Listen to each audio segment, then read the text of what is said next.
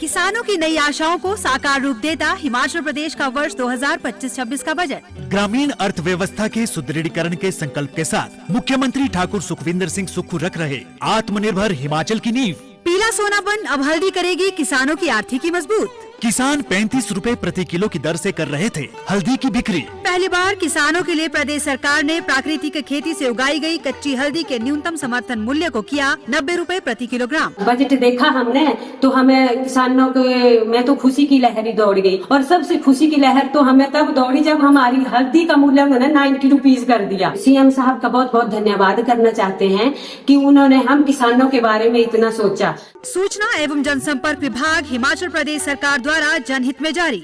गिरिपार क्षेत्र की पहाड़ियों में दिनों विशु मेले की रौनक अपने चरम पर है। ढोल नगाड़ों की गूंज, देव छड़ियों की शोभा यात्रा और पारंपरिक वेशभूषा में सजे ग्रामीण।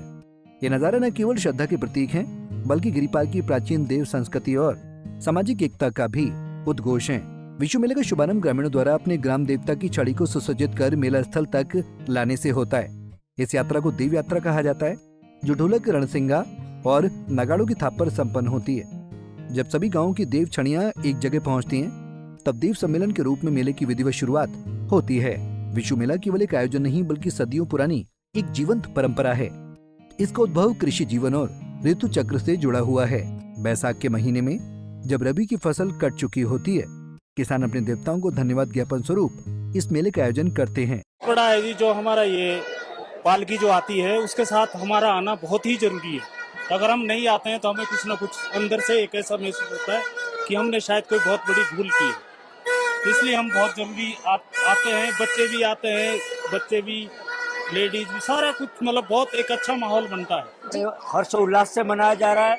लगभग जो पुरानी परंपरा रही है हमारी, इसमें हमारे देवी देवताओं को मनते होती थी कि उस दिन हम सभी अपने अदरक लगा के और फसल की जो हमारी तैयार हो जाती थी, उसके बाद जो है लोग अपनी परंपराओं को आगे, ताकि आगे आने वाली पीढ़ी हमारी परंपराओं को बरकरार रखे। इसलिए ये विशु का त्योहार और हमारा ये सब लोगों ने यहाँ पे आह्वान किया है कि हम लोग नशे से दूर रहेंगे। जितने भी यहाँ पे मेले पे आए हुए, नशे से बिल्कुल कोई भी यहाँ पे नशा करके नहीं आया है। और हमारी ये सोच रही है कि हमारे आने वाले समय में यहाँ पे जो हमारे आने वाली पीढ़ी है नशे से भी दूर रहें, और हमारी जो पुरानी रीति रिवाज जो बुजुर्गों के समय से आ रहे हैं उसको बरकरार रखें। गाँव के लिए तो हमारा यही संदेश रहेगा, क्योंकि हम भी पहले अपने आप भी कल्चर के शौकीन हैं और युवाओं को भी हम इससे जोड़ के रखते हैं। अभी हमने आपके समक्ष भी जब हमारी यात्रा आई तो जो पुराने रीति रिवाज के अनुसार ही यात्रा आई, पालकी आई, श्री गुरु महाराज के झंडे आए, पालकी आई, तो उसको हमने बरकरार रखा है। और जो आने वाली पीढ़ी है उनको भी प्रेरणा जाती है, वो भी बिल्कुल कल्चर को हमारे। आप नशे की बात की तो नशे के लिए तो यहाँ पे कोई भी व्यक्ति ऐसा नहीं होगा जो नशा करके आया होगा। ये इसीलिए ये मेले बनाए गए हैं कि हम मनोरंजन के साधन होते हैं। बुजुर्गों ने ये हजारों वर्ष पहले से मनाए जा रहे हैं और आगे भी मनाते रहेंगे। ये एक दैविक स्थल भी है। हमारे लोग यहाँ देवी देवताओं के साथ, ढोल नगाड़ों के साथ आते हैं और पूरा आनंद लेते हैं, और इससे हमारा एक भाईचारा बढ़ता है, आदान प्रदान होता है। हमारे जितने भी एम्प्लॉयज लोग बाहर होते हैं, भाई है, बहन है, कोई भी है, तो इस मेले को संपन्न बढ़िया बनाने के लिए एकत्रित हो जाते हैं। ये एक इकट्ठे होने का भी हमारा बहुत अच्छा। पंजाब केसरी के लिए पावटा साहिब से रॉबिन शर्मा की रिपोर्ट।